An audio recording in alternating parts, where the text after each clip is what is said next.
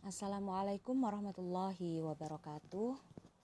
Apa kabar anak-anakku semua? Semoga kalian selalu dalam keadaan sehat walafiat, selalu dalam lindungan Allah dan tetap semangat di dalam mengikuti proses pembelajaran sekalipun kita lakukan dengan online.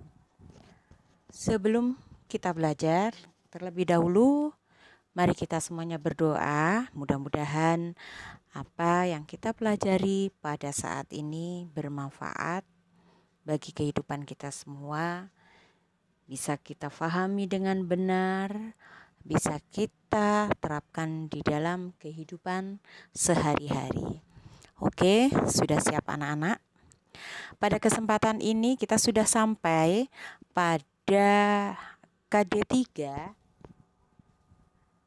yaitu dengan temanya Ayo Bertobat.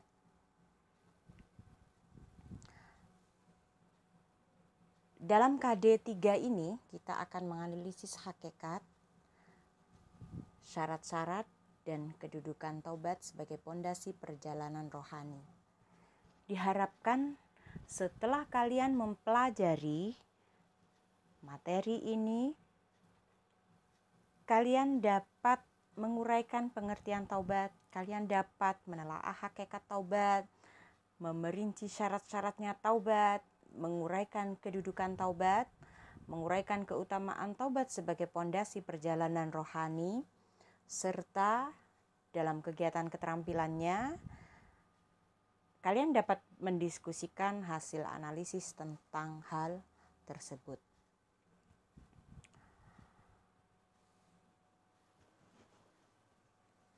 Kita lihat peta konsep.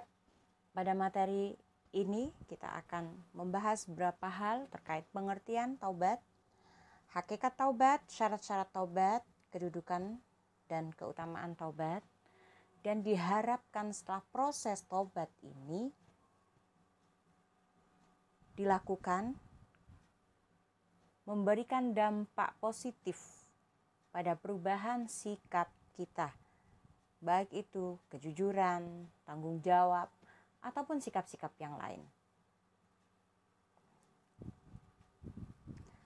Sebelum kita melangkah lebih jauh terkait materi tersebut, terlebih dahulu kita lihat dalil taubat. Di situ disebutkan dalam surat An-Nur ayat 31, A'udzubillahi minasyaitonirrajim, bismillahirrahmanirrahim. Wa tubu ilallahi jami'an ayyuhal mu'minuna la'allakum tuflihun. Dan bertaubatlah kamu sekalian kepada Allah, hai orang-orang yang beriman, supaya kamu beruntung. Juga disebutkan di dalam surat At-Tahrim ayat 8 yang bunyinya, ya ayyuhalladzina amanu tubu ilallahi taubatan nasuha. Hai orang-orang yang beriman, bertaubatlah kepada Allah dengan taubatan nasuha, yaitu taubat yang murni.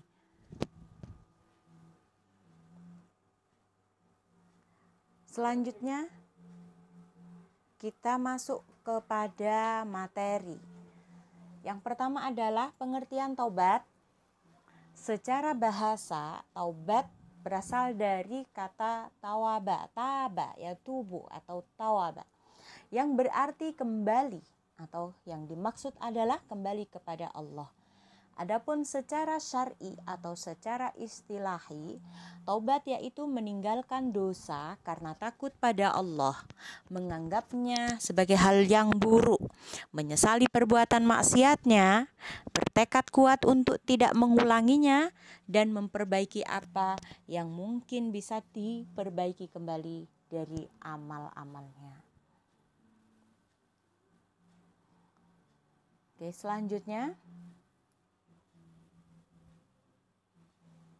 hakikat taubat. Hakikat taubat yaitu perasaan hati yang menyesali perbuatan maksiat yang sudah terjadi, lalu mengarahkan hati kepada Allah di sisa usianya, serta menahan diri dari dosa, melakukan amal soleh dan meninggalkan larangan adalah wujud nyata taubat. Mengucapkan istighfar juga merupakan bentuk wujud perbuatan amal bertaubat.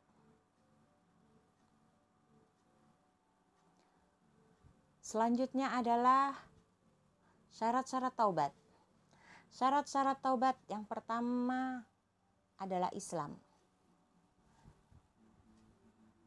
Kenapa harus Islam? Bagaimana dengan taubat mereka orang-orang kafir? Karena orang kafir belum bersyahadat kepada Allah, maka dia tidak ada kewajiban di dalam melakukan hal-hal yang diperintahkan di dalam syariat Islam. Orang kafir tidak diampuni dosanya sebelum masuk Islam. Sedangkan syarat yang kedua adalah menyesali dosanya. Tidak hanya menyesali, tetapi syarat taubat juga harus dengan menyadari kesalahannya, dengan mengakui dosanya bahwa ia telah melakukan sebuah kesalahan, dan menyadari betul itu adalah bentuk kesalahan dan harus ditaubati. Melakukan taubat juga harus dilakukan dengan cara ikhlas. Bukan untuk tujuan riya atau untuk kepentingan sesaat semata. Hanya lantaran karena ada paksaan atau karena menghendaki sesuatu keuntungan yang lain, dia melakukan taubat. Tidak. Taubat harus dilakukan dengan ikhlas. Kemudian memohon ampun kepada Allah dengan memperbanyak istighfar. Istighfar adalah sebuah kalimat yang menyatakan permintaan maaf kepada Allah. Astaghfirullah, aku mohon ampun kepada Allah. Macam-macam bacaan istighfar banyak sekali. Ada di antaranya yang diajarkan Rasulullah adalah Sayyidul Istighfar. Rajanya istighfar. Kenapa disebut demikian? Karena di dalam istighfar tersebut terdapat sebuah pengakuan serendah-rendahnya atas diri seseorang bahwasanya dia benar-benar lemah dan membutuhkan pengampunan Allah. Kalian pasti hafal ini. Masih ingat? Banyak sekali dilantunkan di musola-musola menjelang sholat, ataupun ada juga yang dijadikan wiritan sholat. Allahumma anta rabbi la ilaha illa anta khalaqtani wa ana abduka wa ana ala ahdika wa ahdika mastata'tu. A'udzubika min syarri ma sana'tu, abu'u laka bi ni'matika 'alayya wa abu'u bi dzambi faghfirli fa innahu la yaghfiruz dzunuba illa anta. Boleh juga dengan kalimat itu, bahkan lebih baik. Rasulullah saja beristighfar. Beliau maksum, beliau terlepas dari dosa. Tetapi dalam keseharian beliau tidak pernah meninggalkan istighfar. Setidaknya ada yang mengatakan 70 kali, ada yang mengatakan 100 kali minimal istighfar dilakukan oleh Rasulullah di dalam sehari. Selanjutnya, syarat-syarat bertaubat adalah berjanji tidak akan mengulangi. Jangan sampai ketika kita sudah menyesal, kita sudah beristighfar, menyadari kesalahan kita, kemudian kita kembali mengulangi hal itu lagi. Berarti belum juga memenuhi syarat taubat. Menutupi kesalahan dengan perbuatan yang terpuji atau amal salih. Ya.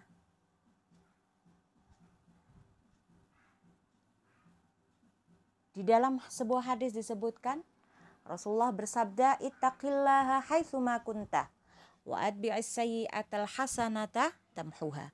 Bertakwalah kepada Allah di mana saja kalian berada dan ikuti perbuatan jelek dengan perbuatan baik, karena perbuatan baik akan menghapus perbuatan jelek.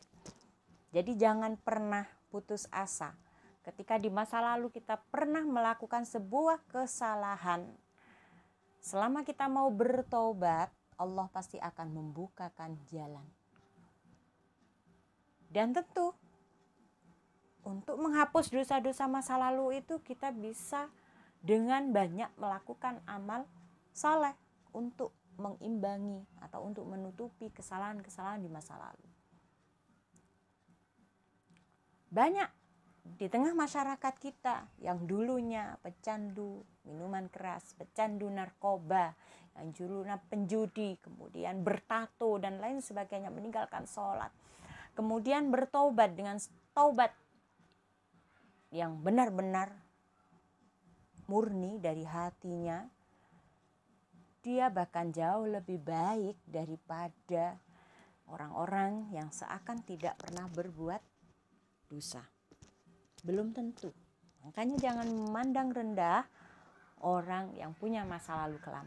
Bisa jadi dia lebih baik daripada kita yang tidak tampak perbuatan jeleknya. Ya. Kemudian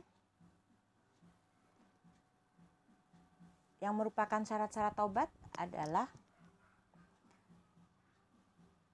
taubat itu dilakukan sebelum mendekati ajal. Artinya jangan sampai ketika kemudian Allah mencabut nyawa kita, malaikat mencabut nyawa kita, kemudian kita baru saya bertobat kepadamu. Ya Allah, sudah terlambat. Ya, tobat itu dilakukan secepatnya. Setelah kita menyadari itu salah, maka jangan pernah menunda bertobat.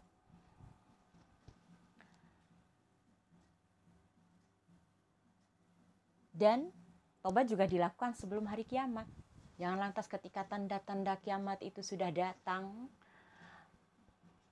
bumi sudah gonjang-ganjing, gunung sudah meluapkan amarahnya, pertanda hari kiamat telah tiba, kemudian kita menyadari kesalahan kita, kemudian bertobat kepada Allah. Terlambat. Ya. Kemudian di antara syarat tobat yang lain adalah memperbanyak istighfar.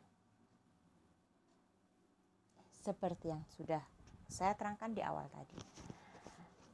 Kemudian syarat yang tidak kalah pentingnya, jika kesalahan kita adalah terkait dengan manusia atau orang lain, maka selain syarat-syarat yang tersebut di atas, ada kewajiban satu lagi, yaitu harus ada pernyataan bebas dari hak orang yang dirugikan. Seperti contoh, jika kita melakukan kesalahan dengan cara mengambil hak orang lain atau mencuri atau hutang yang belum kita kembalikan misalkan, maka syaratnya tobat harus kita kembalikan terlebih dahulu, atau setidaknya meminta maaf. Kalau kita belum sempat mengembalikan, paling tidak kita meminta maaf, meminta waktu untuk diberi kesempatan mengembalikan hak orang tersebut. Jika kita melakukan atau menyakiti hati orang lain, maka di antara syarat tobat itu harus kita minta maaf. Ya.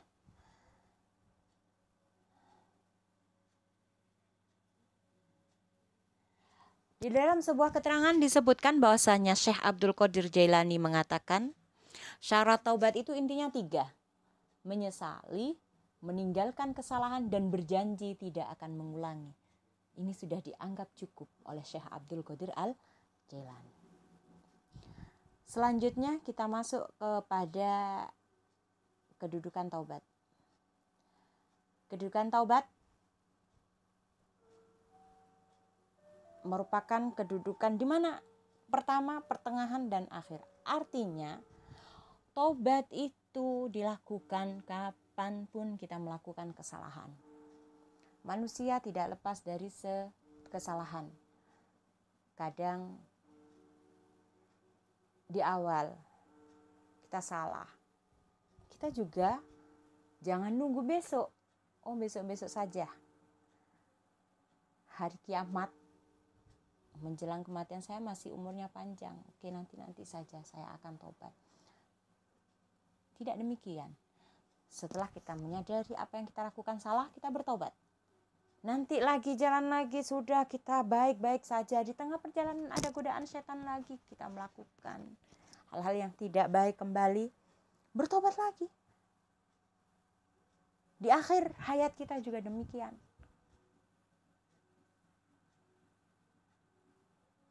Jadi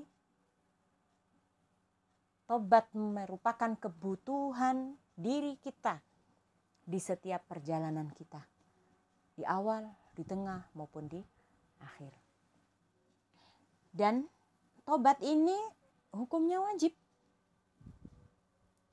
Tadi sudah disebutkan di dalam surat An-Nur ayat 31. Wa tubu ilallahi jami'an ayyuhal mu'minuna la'allakum tuflihun. Agar kita beruntung, wahai orang mukmin, tobatlah.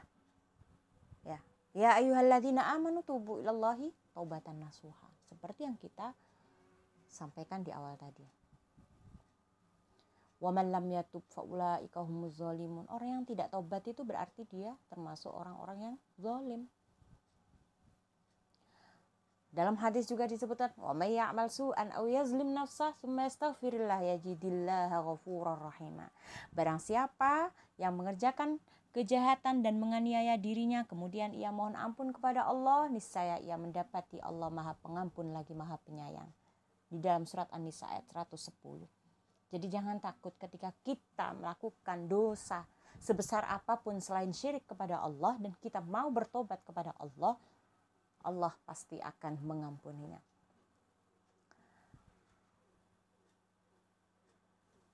Dan tobat yang dilakukan itu harus dengan tobat nasuha, tobat yang sesungguhnya. Jangan ketika kita ingat mati, kita tobat. Nanti ada godaan lagi, kita kembali sesat. Jangan mempermainkan seperti itu. Kemudian selanjutnya, keutamaan tobat. Keutamaan tobat yang pertama adalah dengan tobat seorang bisa meraih kecintaan Allah. Dalam sebuah ayat disebutkan, innallaha yuhibbut tawwabina wa yuhibbul mutatahhirin. Allah menyukai orang-orang yang bertobat dan menyukai orang-orang yang mensucikan diri. Tobat juga menyebabkan kita menjadi orang-orang yang beruntung. Seperti tadi disebutkan di dalam surat An-Nur. Wa tubu ilallahi jami'an ayyuhal mu'minuna la'allakum tuflihun. Kemudian tobat juga menjadi sebab-sebab diterimanya amal seorang hamba dan diampuninya. Wa man taba wa amila salihan fa innahu yatubu ilallahi mataba. Dan orang-orang yang bertobat serta mengerjakan amal saleh, maka sungguhnya dia bertobat kepada Allah dengan taubat yang sebenar-benarnya.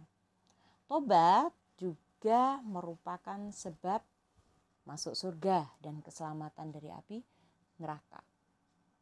Orang-orang yang diterima tobatnya pasti Allah bakal memberikan balasan yang setimpal. Tobat juga menjadi sebab seorang itu diampuni dan dirahmati oleh Allah. Tobat juga menjadi sebab kejelekan yang kita miliki sebelumnya itu diganti dengan kebaikan. Kemudian tobat juga bisa meraih semua kebaikan yang belum kita raih. Karena dengan kembali kepada Allah, maka janji Allah terhadap orang-orang yang beriman dan beramal saleh akan dicukupi. Pada orang-orang yang bertakwa akan diberikan jalan keluar, diberikan solusi dari setiap permasalahannya. Tobat juga untuk menggapai keimanan dan pahala yang besar. Tobat juga menjadi sebab turunnya barokah dari atas langit dan bertambahnya kekuatan. Tobat juga menjadi sebab malaikat mendoakan orang-orang yang bertobat. Allah juga menghapus dosa-dosanya seakan dia tidak pernah berdosa. Dalam sebuah hadis disebutkan, at-taib minaz zambi kamalla zambalah. Orang yang bertobat dari dosa itu seperti orang-orang yang tidak pernah melakukan dosa. Kemudian terakhir adalah menjadi sebab hati menjadi bersinar. Ya, karena dengan tobat itu bisa mengobati segala macam penyakit. Oke, setelah kita mempelajari hal-hal terkait tobat tersebut, maka diharapkan kalian betul-betul memahami dan mampu menguraikan apa itu tobat, sehingga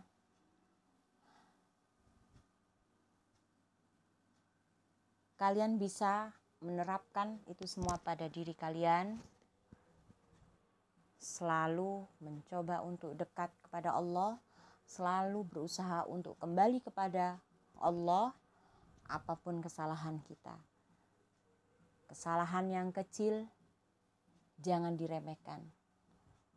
Karena pada hakikatnya tidak ada kesalahan atau tidak ada dosa kecil jika dilakukan terus-menerus. Dan tidak ada dosa besar jika ditobati. Kiranya itu ya anak-anak yang bisa saya sampaikan. Mohon maaf atas segala kekurangan. Mudah-mudahan kalian bisa mengamalkan dalam kehidupan sehari-hari dan memberikan manfaat bagi diri sendiri dan orang lain. Cukup sekian. Terima kasih atas perhatiannya. Wassalamualaikum warahmatullahi wabarakatuh.